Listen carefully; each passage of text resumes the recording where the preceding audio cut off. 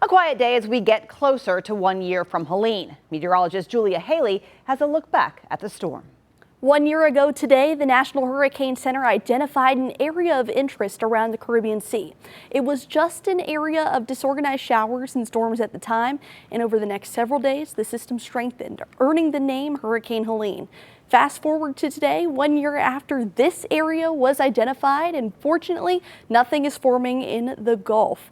The path of Gabrielle in the Atlantic is forecast to curve north and stay away from land.